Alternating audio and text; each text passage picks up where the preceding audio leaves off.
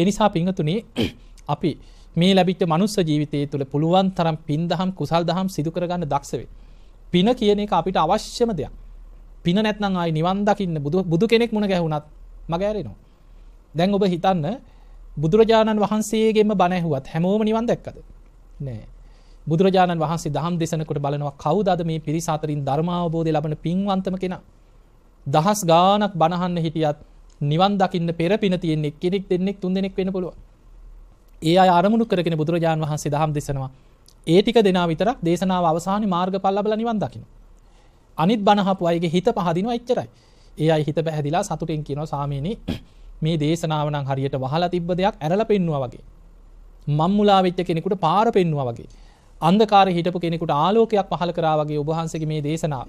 අද පටන් අපි බුදුන් සරණ යනවා. අද පටන් ධර්මයේ සරණ යනවා.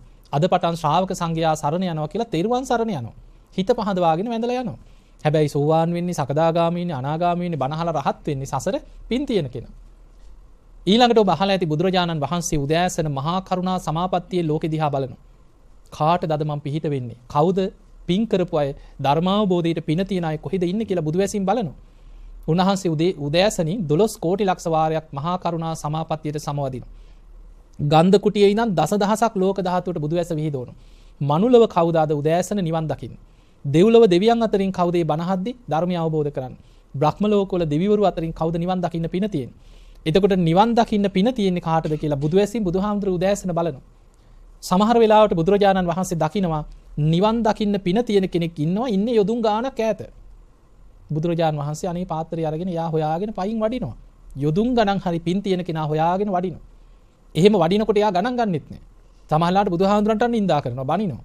ඒත් බුදුරජාණන් වහන්සේ කොහොම හරි උපක්‍රමශීලීව দমনය කරලා නිවන් අවබෝධයට හික්මවනවා. ඇයි? එයාට පෙර පින තියෙනවා. එයා සසරේ පින් කරලා තියෙනවා. ඒ නිසා ඔබ දානයක් දුන්නත් ඔබ පින්කමක් කරත් ඔබ මොන සමාජ සේවා කටයුත්තක් කරත් හිතන්න මේ කරන පින මට නිවන් අවබෝධයටම උපකාර වේවා කියන අරමුණ. ඒකට කියනවා නිස්සරණ අභ්‍යාසයෙන් පින් කරන්න කියලා. නිවන අරමුණු කරගෙන අපි පින් කරලා ඒ පින බලවත් නම් ඒ පිනෙන් අපිව ධර්ම අවබෝධයට අරගෙන යනවා. පින් නැති කෙනා අල්ලපු ඇටේ හිටියත් වැඩක් නැහැ. දැන් ওই වේලුවණියට එහා පැත්තේ චුන්දසූකරික හිටියා කියන්නේ නේ අහලා ඇතිනේ. ඉතින් අල්ලපු ඇටේ. චුන්දසූකරිකට හිතෙන්නෙත් නැහැ.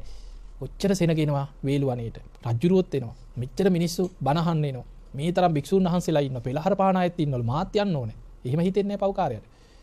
කොච්චර අල්ලපු ඇටේ බන කියනවා ඇහුණත් කවදාවත් ඒ සිතුවිල්ල ඇති වෙන්නේ නැහැ.